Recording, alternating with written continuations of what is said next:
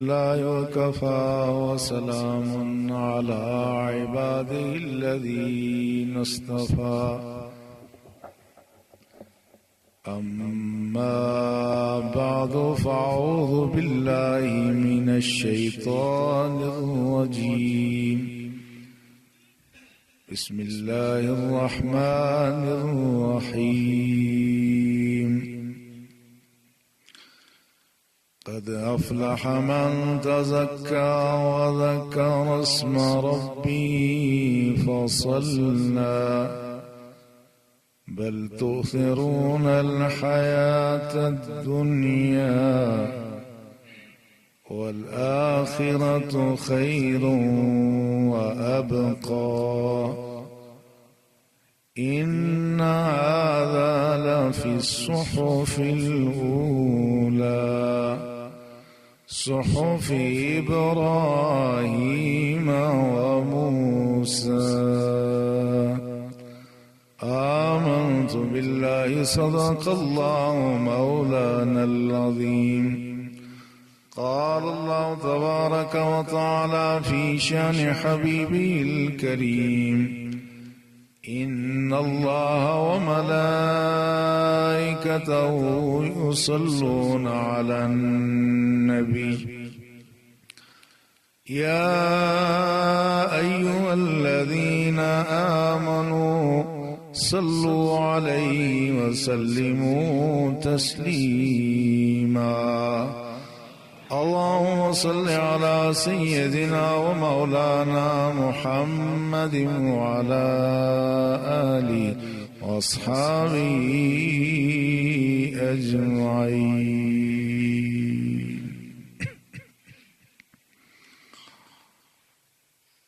لائق تعظیم و تکریم برادران اسلام، انسانیت کا کمال یہ ہے کہ انسان اپنے دکھ درد میں ہی نہ تڑپے، دوسروں کے لیے بھی بے چین اور بے قرار ہو جائے، اپنے لیے نہ سوچے بلکہ مخلوق خدا کے لیے سوچے۔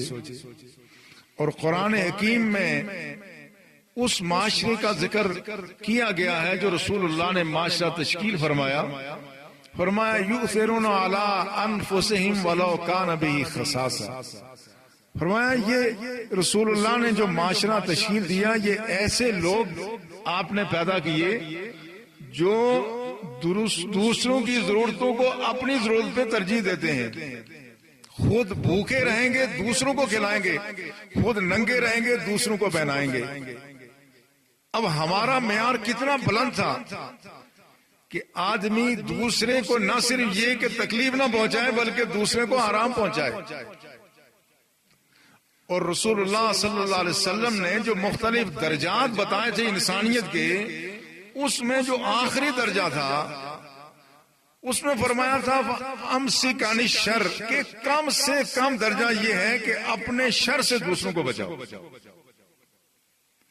لیکن انہوں نے جو معاشرے کی تشکیل دی اس میں یہ کوشش کی گئی کہ بندہ بندے کو تکلیف نہ دے، اور اس کا نتیجہ یہ ہوا کہ ان معاشروں میں امن اور سکون ہے۔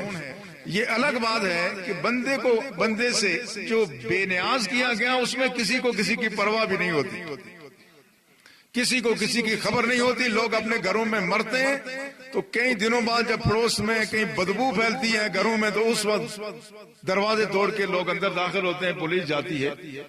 اس کا ایک منفی پہلو بھی یقیناً ہے، مگر ایک کم از کم مثبت پہلو یہ ہے کہ وہاں انسان کو ستاتا نہیں ہے۔ اور اسی نقطہ نظر سے کوئی بھی کام ایسا نہیں کیا جاتا جس سے دوسرے کو تکلیف ہو۔ کیا یہ ہماری سوسائٹی کا ایک بہت ہی تاریک پہلو نہیں ہے؟ ایک گھر میں شادی ہوتی ہے مگر سارا گاؤں پریشان ہوتا ہے، موسیقی جو بج رہی ہے جو گناہ ہے وہ تو ایک الگ بات ہے، لیکن اس گناہ کے ساتھ ساتھ جو اضافی برائی یہ ہے کہ دوسروں کا سکون چھینا جا رہا ہے۔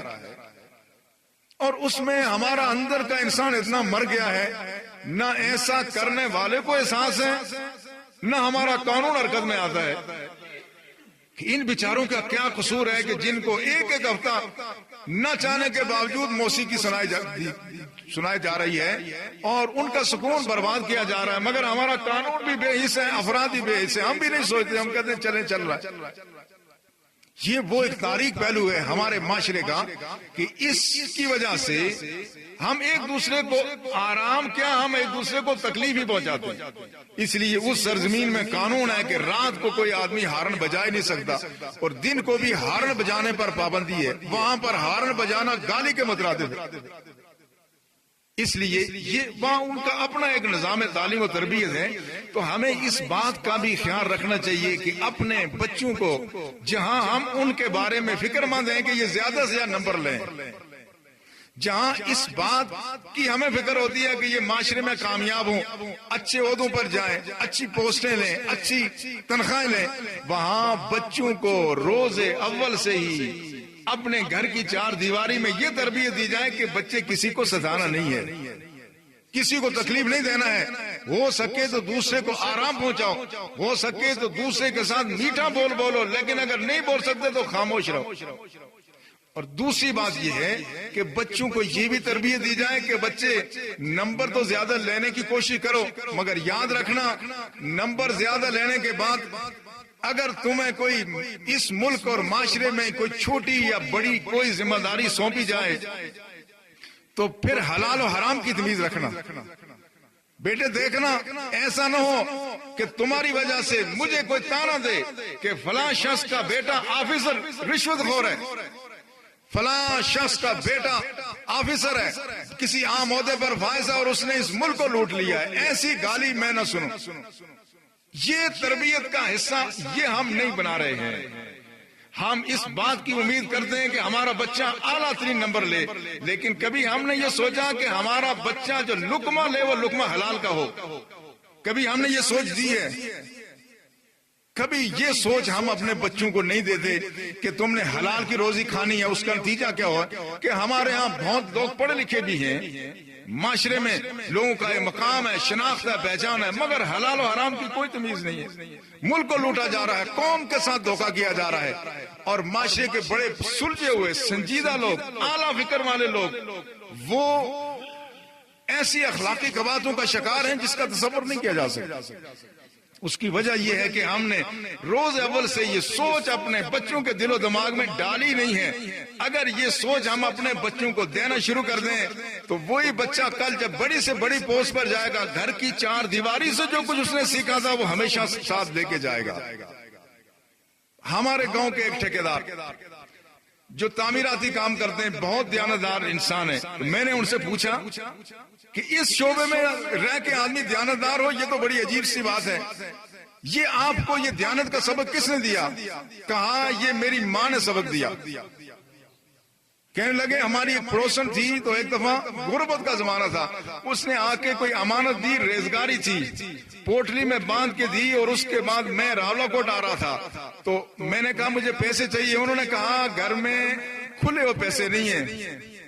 میں نے ان سے کہا وہ جو ابھی پوٹلی دے کے گئی ہے وہ فلاں ہماری پڑوسن، تو وہ تو ساری ریزگاری تھی تو کھلے ہوئے تھے، تو اس میں سے مجھے دے دو۔ کہا بچے تو کی پتہ نہیں ہے جو امانت ہے، جب پانجڑی جا امانت دی جا کسا نہیں جا میں اس سے کس طرح دیا؟ انہوں نے کہا اس دن سے میری ماں نے جو یہ بات کی وہ بات میرے دل و دماغ میں ایسے راسخ ہوئی کہ میں نے کوشش کی کہ ساری عمر میں حلال کھاؤں۔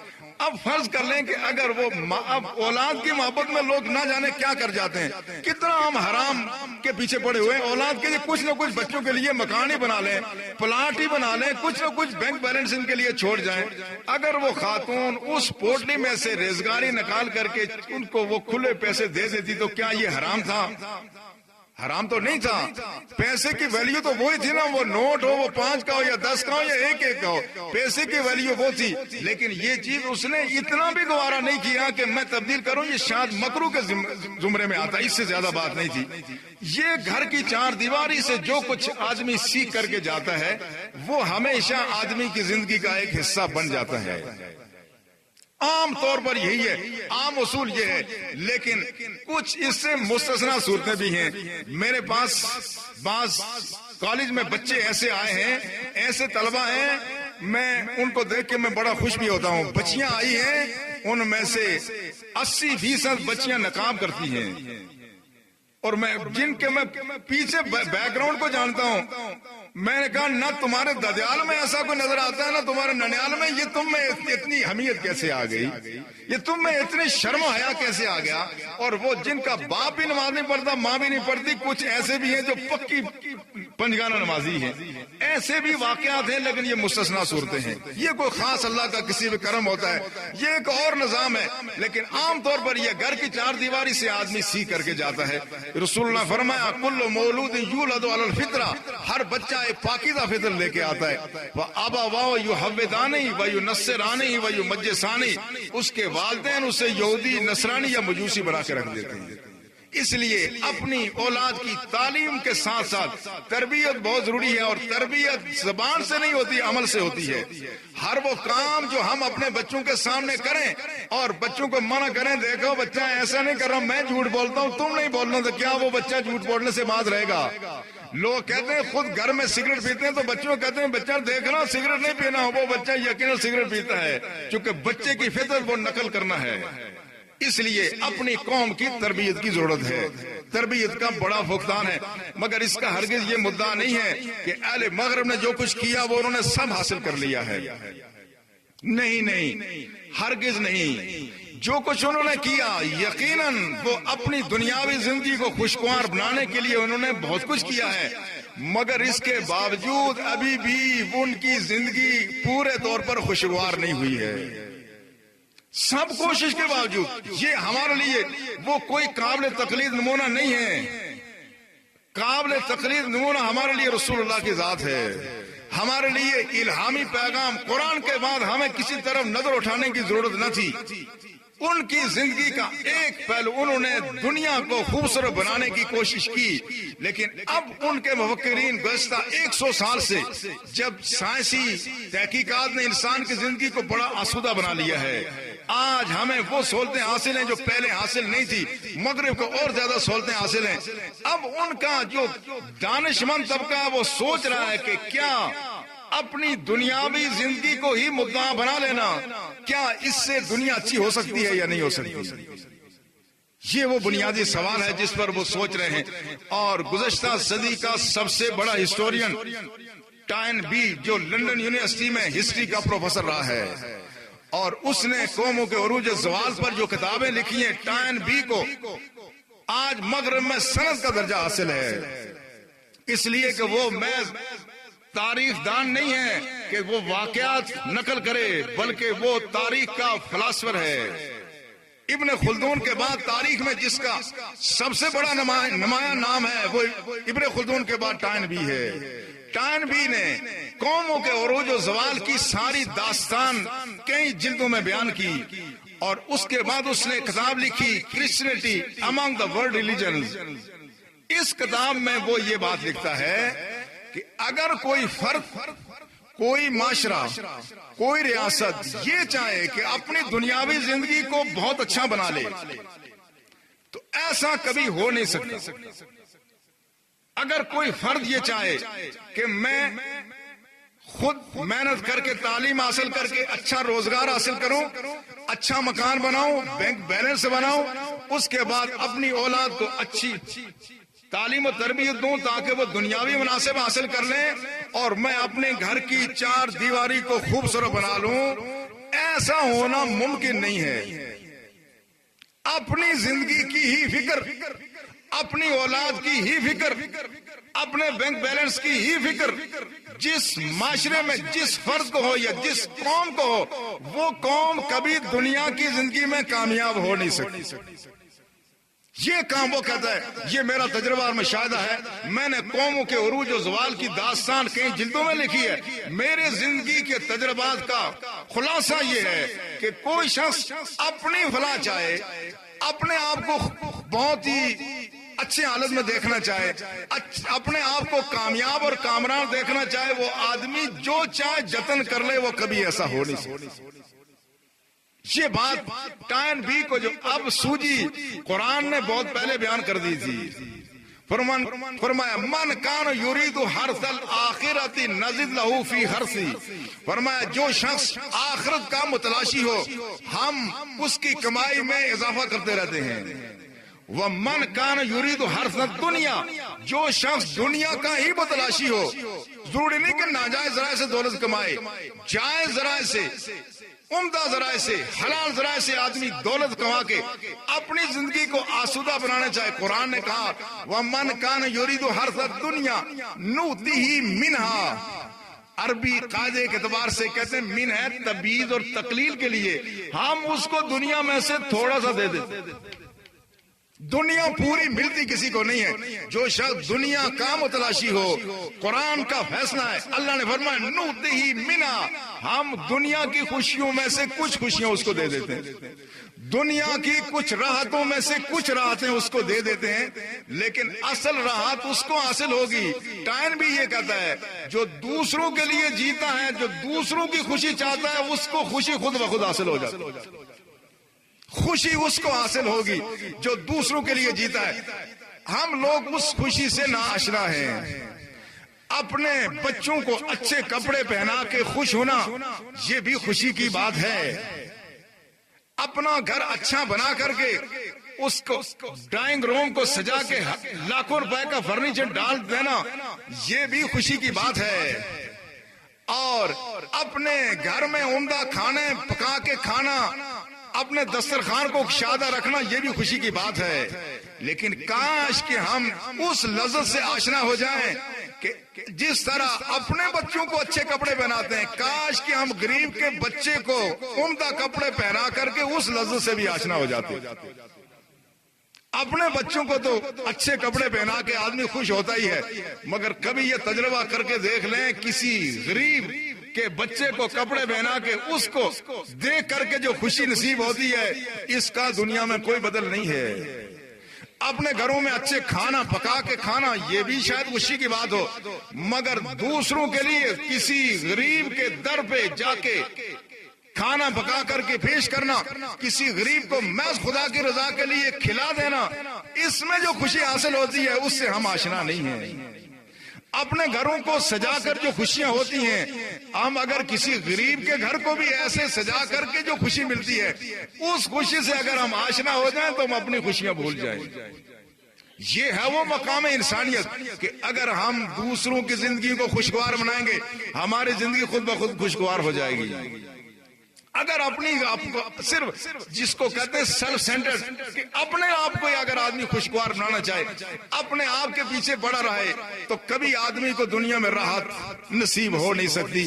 قرآن حکیم نے فرمایا قد افلح من تزکا وذکر اسم ربہ فصلی، بلا شبہ کامیاب وہ شخص ہے۔ اہل مغرب سمجھتے ہیں کامیاب کون سا ہے؟ جس کی دنیاوی زندگی اچھی ہو گئی وہ کامیاب ہے، لیکن در حقیقت وہ شخص کامیاب نہیں ہے۔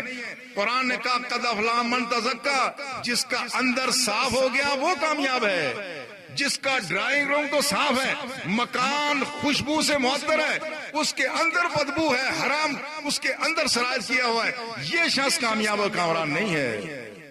قد افلح من تزکا وذکر اسم ربہ فصلی، جس نے اپنے رب کا ذکر کیا، نماز پڑھی، یہ شخص کامیاب و کامران ہے۔ کامیابی میں دنیا کو خوشگوار بنانے کا نام نہیں ہے۔ قرآن حکیم نے باقاعدہ اس کا فیصلہ کر لیا، کامیاب ہوگا جس کی دنیا بھی آسودہ ہو، جس کی آخرت کی بھی فکر ہو، اور جو آخرت کی فکر کرتا ہے دنیا اس کی خود بخود آسودہ ہو جاتی ہے۔ اللہ نے یہ فیصلہ کیا ہے، یہ ہمارے پاس نسخہ موجود ہے، اور یہ ایسا نسخہ ہے۔ اب اہل مغرب کے لیے اس میں کشش کیا ہے؟ وہ جب دین کی طرف آتے ہیں تو وہ محسوس کرتے ہیں کہ ہم ادھورے انسان سے اب ہم پورے انسان ہو گئے۔ پہلے ہم خوشی جس چیز میں تلاش کرتے تھے اس میں خوشی نہیں ملی، ہمیں خوشی دین نے آ کے عطا فرما دی ہے۔ اس کی ہر بات کو، دین کی ہر بات کو جس زاویے پر تولا جائے، جس ترازو میں رکھا جائے، دین کی ہر بات میں خوبی ہے، دین کی ہر بات میں عظمت ہے۔ ابھی پچھلے عرصے میں برطانیہ میں تھا، تو میں نے وہاں نماز پر کوئی بات کی، تو بعد میں مجھے ایک ڈاکٹر ملے، انہوں نے کہا آپ جو نماز کی بات کرتے ہیں، جو لیٹسٹ ریسرچ ہے، وہ لیٹسٹ ریسرچ یہ ہے، آج کل جو لوگوں کو اکثر کمر کی تکلیف ہوتی ہے، کہتے ہیں مورے سلپ ہو گئے ہیں، اکثر لوگوں کو یہ مسئلہ ہو رہا ہے۔ انہوں نے کہا یہ برطانیہ میں بھی ہے، جو لیٹسٹ ریسرچ ہے وہ یہ بتاتی ہے کہ جو آدمی پابندی سے نماز رکوع اور سجود صحیح کرے اس کو کبھی کمر کا درد نہیں ہو سکتا. کیوں؟ انہوں نے کہا یہ سائیٹک نرو ہے جو نیچے والے حصے کو کنٹرول کرتا ہے. یہ نماز کی ادائیگی کے دوران اس کی اتنی عمدہ ورزش ہوتی ہے کہ کوئی ورزش اس سے بہتر نہیں ہے. حالانکہ نماز کا یہ نماز محض ورزش نہیں ہے، لیکن اب پتا چلا کہ اس کی سب سے عمدہ ورزش جو آدمی کی کمر کی ہے، سائیٹک نرو کی، وہ ہمیشہ وہ نماز کے ذریعے سے ہی ہوتی ہے.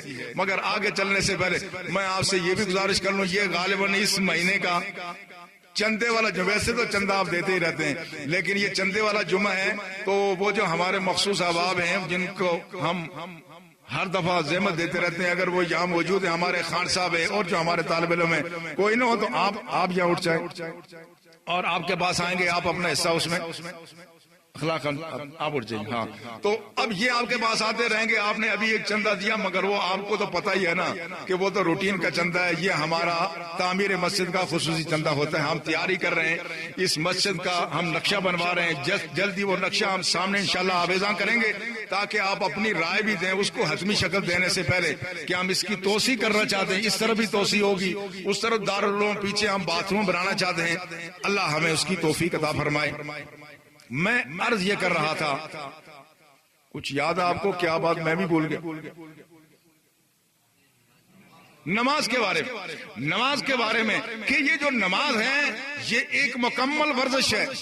اب پتا چلا ان کو کہ یہ جو آدمی نماز پڑھتا ہے اور اس طرح جس طرح رسول اللہ نماز پڑھتے تھے، اس آدمی کو کبھی کمر کی تکلیف نہیں ہو سکتی. اب ذرا حدیث کی طرف جائیں، رسول اللہ کے نماز کا طریقہ دیکھیں. وہ نماز کا طریقہ کیا تھا؟ ایک شخص رسول اللہ کی موجودگی میں مسجد میں آیا، اس نے نماز پڑھی اور ایسے نماز پڑھی جس طرح ہم اکثر پڑھتے ہیں، جس طرح مرغا دانا چگتا ہے، جلدی سے رکوع جلدی سے سجود، اور نماز سے فارغ ہو گیا. اس کے بعد رسول اللہ کے پاس حاضر ہوا.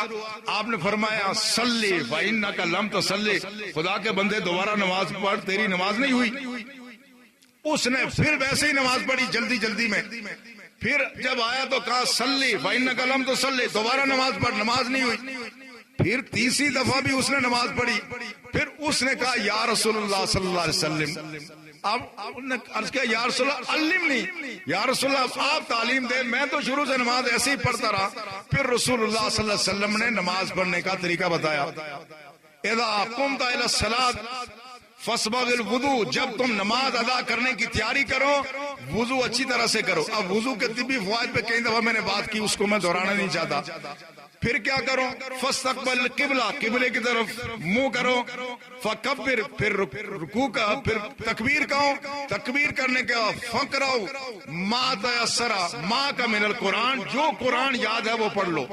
ہمارے بعض حضرات جو ہیں وہ سورہ فاتحہ پر اتنا زور دیتے ہیں.